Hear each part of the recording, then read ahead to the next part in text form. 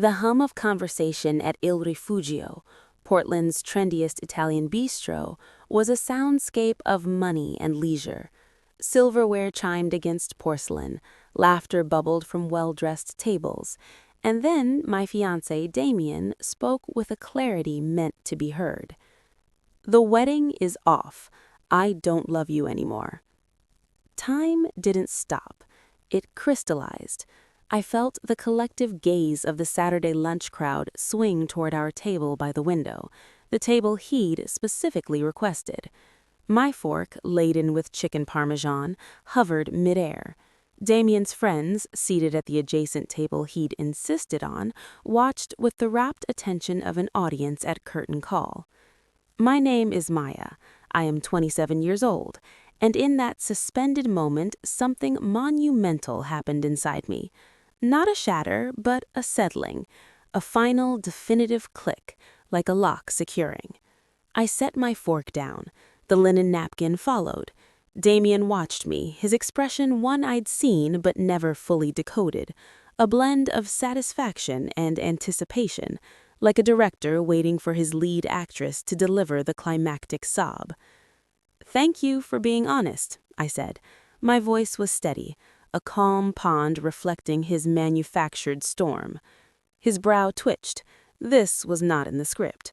I reached for my left hand and slowly slid off the engagement ring, the one he'd presented 2 years prior at his parents' anniversary gala, ensuring a crowd for that performance too. I dropped it into my jacket pocket. It felt like discarding a prop. "You know," I continued, a strange serenity wrapping around me, "I think I'm going to host a narrow escape gala." A snort came from his friend's table, followed by stifled chuckles. Damien's lips curved. He was enjoying this. The realization dawned with perfect clarity. This was choreographed. The public venue, the invited audience, all were set pieces for my public unraveling. But the star refused to break. "A narrow escape gala," I repeated, more to myself. "Yes, that feels appropriate." The laughter from his table died as they registered the absence of tears, the lack of a scene. I was not following my lines. I reached for my water glass and took a slow, deliberate sip. "Maya," said Damien, a new edge in his voice, "did you hear me?" "I heard you perfectly. You don't love me. The wedding is canceled. I believe I've thanked you for the disclosure." His jaw tightened. The scene was veering off script. I pulled my wallet out, calculated my share of the meal, added a generous tip for our server, who was undoubtedly having an intriguing shift, and laid the cash on the table. "You certainly chose a setting, Damien," I remarked, gathering my purse. "A packed restaurant on a Saturday, your personal clack in the wings. Very theatrical." "You deserved the truth," he retorted, his face flushing. "And I received it," I said simply.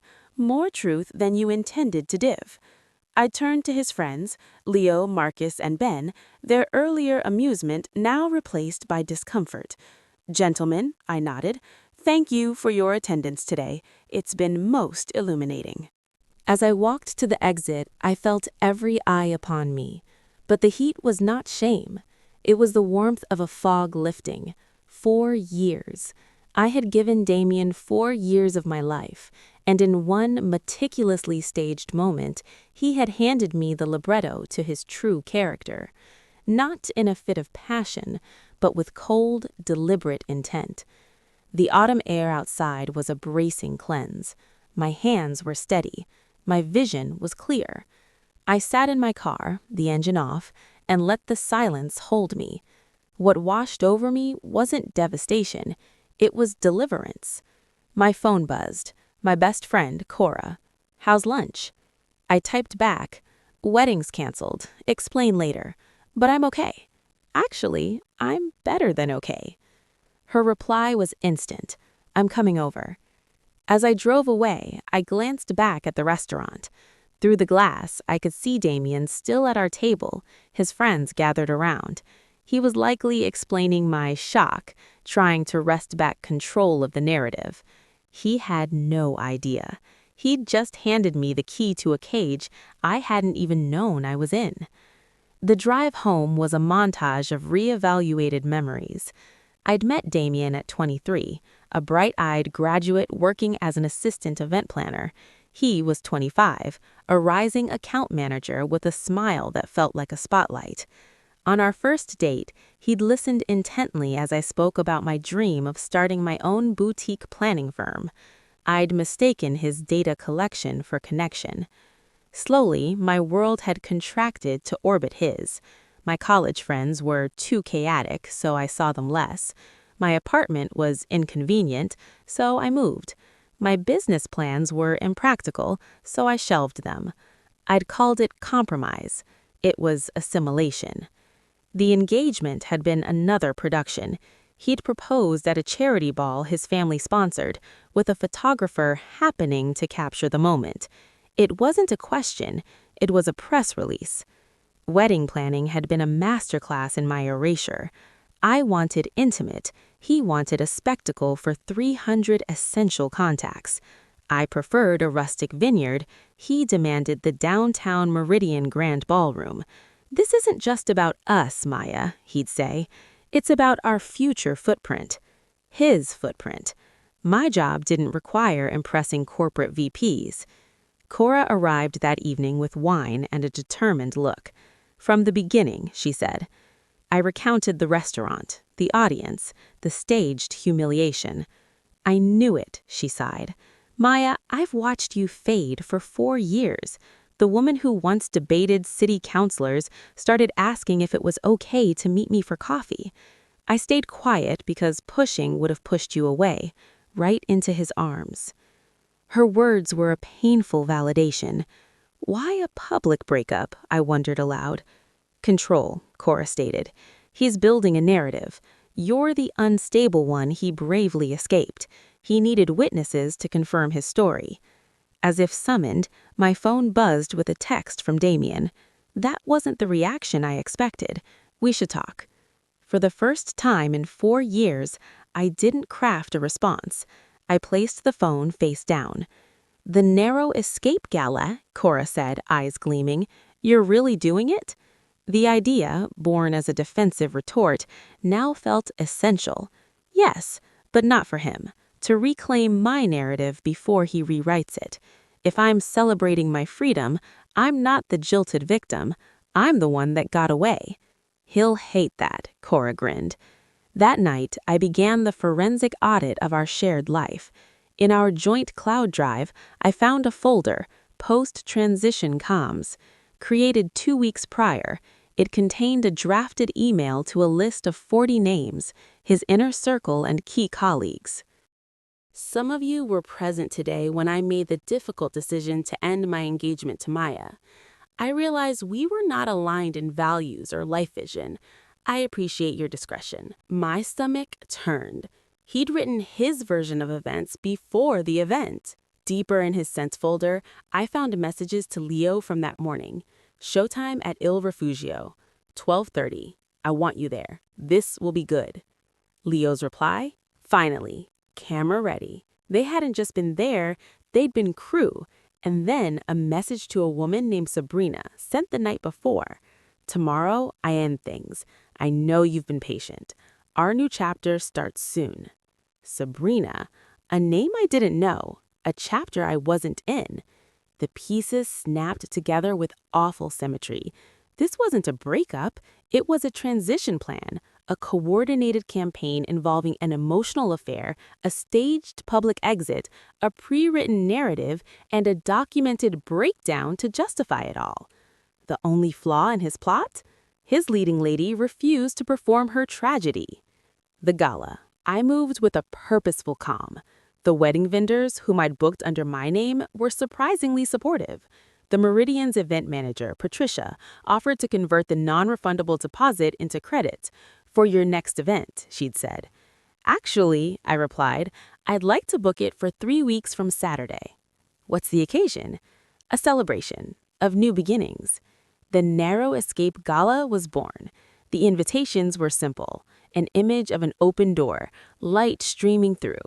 "You are invited to celebrate a new beginning with Maya." No mention of Damien, weddings, or endings, just forward motion. The guest list was my reclamation. Old friends, supportive family, colleagues, and, strategically, a few of Damien's periphery connections. Let them see the truth. Damien's messages grew increasingly frantic. This silent treatment is childish. People are asking questions. We need a unified story. I hear you're planning some party. Don't embarrass yourself. I didn't reply. My silence was my power. The night before the gala, his final message arrived. Whatever lies you're planning to tell, remember, I have my own evidence. If you try to ruin me, I will respond. I deleted it. He was scared. His narrative was unraveling. The Meridian Ballroom was transformed. Out were the sterile white roses and gold trim he'd chosen. In were deep burgundies, burnt oranges, wildflower arrangements, and strings of warm Edison bulbs. It looked like me. The room filled with my people. Laughter, real and unforced, echoed. Conversations flowed. And then the quiet questions came. So what really happened, Maya? I told the truth. Simply, factually. I showed the screenshots to those who asked, the pre-written email, the messages planning the showtime, the note to Sabrina. I didn't proclaim or accuse. I just presented the evidence. The energy in the room shifted as the truth rippled out. I saw faces change, confusion giving way to dawning horror, then anger on my behalf. And then he arrived. Damien stood at the entrance, his eyes scanning the thriving crowd before landing on me. He strode over, a storm in a tailored suit. Maya, what is this? A party, Damien. You weren't invited. You're destroying my reputation, he hissed. I'm not doing anything, I said, my voice calm. I'm just living my life. The documents people are seeing are the ones you created. The timeline is the one you orchestrated. He paled, then flushed. You went through my private files. Our files. The ones you left accessible because you never imagined I'd look. You expected a meltdown, not an audit. He looked around, truly seeing the room for the first time. He saw not pity for him, but respect for me. He saw his friends' wives looking at him with disdain. He saw his story collapsing in real time. This is insane, he spat, but the venom had nowhere to go. You're vindictive. No, I said quietly, holding the gaze of the room. I'm free, and everyone here now knows why. Defeated, he turned and left. His exit was far quieter than his entrance. The party didn't end with that. It deepened. It became a true celebration of resilience, of friendship, of self-rediscovery. As I danced with Cora, surrounded by the people who'd waited for me to come back to myself, I felt the final weight lift. In the weeks that followed, the consequences for Damien were organic and severe. His social capital evaporated as the truth spread. Sabrina ended things. His witnesses, Leo and Marcus, found their own relationships strained when their participation was questioned. His professional reputation he'd curated so carefully showed cracks. He was passed over for a major promotion. I didn't follow it closely. My energy was forward-focused. I launched Maya Bishop Events, my own planning firm. My first clients were people who'd been at the gala. My business grew, built on authenticity, not artifice. A year later, I stood in my own sun-drenched office, nothing like the sterile corporate space Damien had always insisted was professional. I was planning a wedding for a lovely couple who wanted a celebration that reflected them, not someone else's expectations. I heard through the grapevine that Damien had moved to another city, a narrative he could no longer control having collapsed around him. The narrow Escape Gala was never about revenge. It was about revelation. It was the moment I stepped out of the role he'd written for me and into my own story. He had staged a public ending, hoping for a tragedy. Instead, he gave me the opening scene of my best life.